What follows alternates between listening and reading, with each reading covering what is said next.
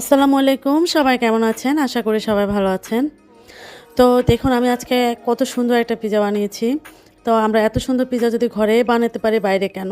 তো আমি আজকে দেখাচ্ছি কিভাবে বানাবো। তো আমি ১ম এ একটা ডিম দিয়েছি একটা বোলে।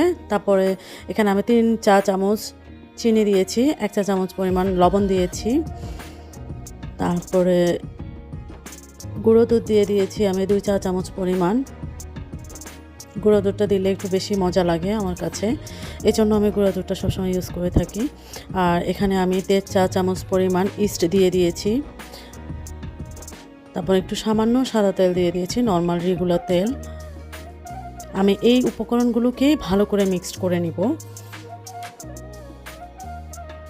আমি পিৎজার ডোটা সাধারণত এভাবেই করে থাকি। এভাবে করলে আমার কাছে মনে হয় একদমই পারফেক্ট হয়।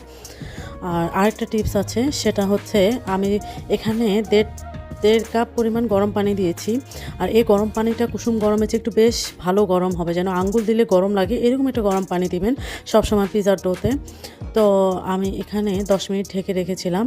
রেখে এরপরে আমি এই পানির মিশ্রণেই আমি ময়দা দিব, অল্প অল্প করে ময়দা দিয়ে আমি সফট একটা ডো তৈরি করে নিব।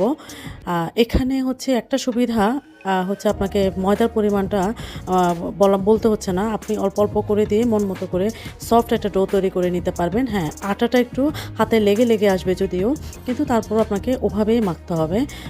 দেখবেন তারপর যখন মাখতে মাখতে একটা পর্যায়ে ছেড়ে আসে। এইরকম মানে সফট ডোটা যদি না হয় তাহলে পিৎজাটা কখনোই সফট হবে না, একদম শক্ত হয়ে যাবে। তো পিৎজা নরম করতে হলে এইভাবেই আপনাকে ডোটা তৈরি করতে হবে। তো আমার কাছে মনে হয় এটাই বেস্ট। দোকানের চেয়েও এই পিৎজাটা এভাবে করলে সবচেয়ে বেশি মজা হয়। দোকানেও অনেক সময় আমরা যখন পিৎজা খাই তখন কিন্তু শক্তই থাকে কিছু কিছু দোকানে। তো দেখেন আমি এরকম একটা সফট ডো তৈরি করে নিয়েছি।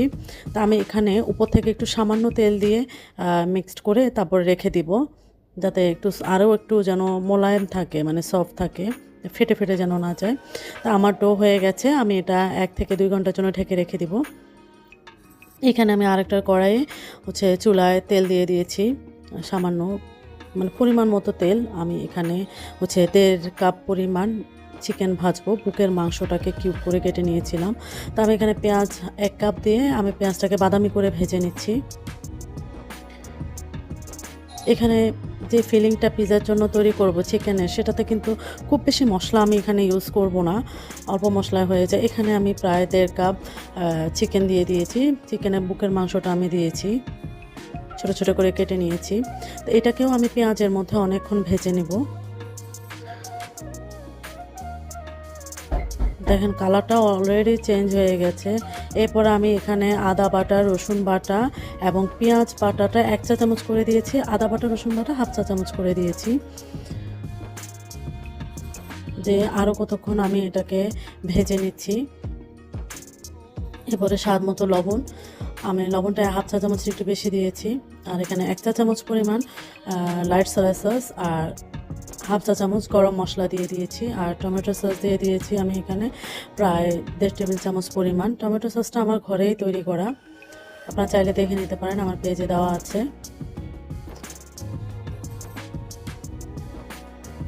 এই মশলাতেই আমি ভেজে নেব, যেহেতু একটু পানি বের হয়ে যায়। আর এটা এভাবে পানি না দেওয়ার কারণ হচ্ছে, আমি যখন ওভেনে বেক করব তখনও কিন্তু চিকেনটা অনেকটা রান্না হয়, এই জন্য আমি একদমই পানি ছাড়া এটাকে ভুনা ভুনা করে ভেজে নেব। এই যে আমার দেখেন হয়ে গেছে। এরপরে আমি ডোটাকে দেখে নিচ্ছি, দেখেন কতটা ফুলে গেছে। এটা আমি ১ ঘন্টা রেখেছিলাম, আপনারা চাইলে অনেকক্ষণ রাখতে পারেন। আর আরেকটা টিপস হচ্ছে, এভাবে মেখে আপনি নর্মাল ফ্রিজেও রাখতে পারেন, আবার হচ্ছে ডিপ ফ্রিজেও রাখতে পারেন। নর্মাল ফ্রিজে রাখলে ৩ দিন ব্যবহার করা যায়, ডিপ ফ্রিজে রাখলে ১০ দিন ব্যবহার করা যায়। নর্মাল ফ্রিজে রাখলে রান্না করার বেক করা ১০ মিনিট আগে নামিয়ে নিতে হবে, সরি ১ ঘন্টা আগে নামিয়ে নিতে হবে। আর নর্মাল ডিপ ফ্রিজে থাকলে সেক্ষেত্রে আপনার ২ ঘন্টা আগে নামিয়ে রাখতে হবে, অথবা ২-৩ ঘন্টা আগে আপনি আপনার সময় মতো করে নামিয়ে নেবেন। এভাবে আপনি সময় মতো করে বানিয়ে নেওয়া যায়। এটা একদমই টেস্ট নষ্ট হয় না, কিচ্ছু হয় না। দেখেন আমার এই পরিমাণে আমার ৩টা পিৎজার মতো ডো হয়েছে। তা আমি একটা বানাবো এখন, আপনাকে দেখাবো আপনাদের কেমন হয়েছে। প্রথমে আমি গোল করে একটা রুটি তৈরি করে নেব।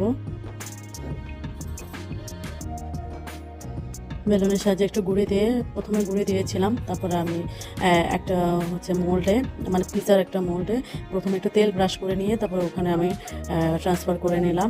আর যদি এমন হয় যে মানে আপনি চার কোনায় দিতে পারবেন, সেটাও দিতে পারবেন, কোনো সমস্যা না। ওভেনের যে ট্রেটা থাকে সেটাতেও দেওয়া যায়, তো শেপ করে দিয়ে দিলে হবে। আমি কাঁটা চামচের সাহায্যে এভাবে কেচে নিচ্ছি।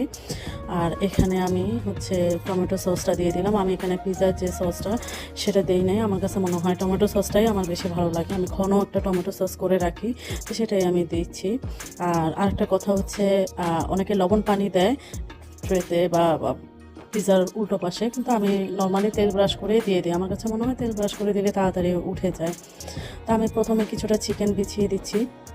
তারপরে এখানে আমি আড়ঙে যে মোজারেলা চিজটা পাওয়া যায়, আমি গ্রেট করা চিজটা সেটাই আমি দিয়ে দিচ্ছি, কারণ আমার কাছে মনে হয় এটা অনেক বেশি চিজি হয়। আর আপনার ভালো ব্র্যান্ডের চিজটা ব্যবহার করার চেষ্টা করবেন, সেক্ষেত্রে চিজিটা অনেক বেশি হয়। তো আমার এটা প্রথম এক ধাপে আমি দিয়ে দিয়েছি। এরপরে আমি কিছুটা হচ্ছে ক্যাপসিকাম দিয়ে দিচ্ছি, লাল সবুজ, আপনার যে কোনো কিছু দিতে পারেন, পেঁয়াজ দিতে পারেন। আর যদি ক্যাপসিকাম না থাকে সেক্ষেত্রে টমেটো এবং পেঁয়াজ দিয়েও উপরে ডেকোরেশন করা যায়, কোনো সমস্যা নেই। তো আমি টমেটোগুলোও বিছিয়ে দিলাম, দেখেন কি কালারফুল লাগছে। এরপরে আমি উপর থেকে কিছুটা চিলি ফ্লেক্স দিয়ে দিলাম, তারপরে আবারও আমি একটু চিকেন দিয়ে দিচ্ছি।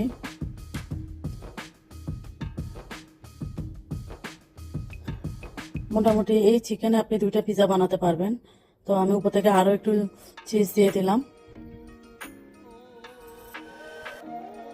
এবার আমি ওভেনে বেক করব 220 ডিগ্রিতে, প্রায় 12 থেকে 15 মিনিট সময় লাগে। 220 ডিগ্রিতে 12 থেকে 15 মিনিট বেক করলে হয়ে যায়। এরপর আমি একটা মেয়োনিজের একটা সস তৈরি করেছি মেয়োনিজ দিয়ে। তা আমি সেটা হচ্ছে পিজার সাথে, যেটাকে পিজা সস বলা হবে, বার্গার সস, সেটা আমি নিজেই তৈরি করেছি ঘরে। ওটা দিয়ে আমি এখন সার্ভ করব। তো দেখেন, এটা আমি কেটেও দেখাচ্ছি যে কতটা চিজি হয়েছে। তো কত সুন্দর লুক আসছে। তো সবাই আমার জন্য দোয়া করবেন, ভালো থাকবেন, ভালো লাগে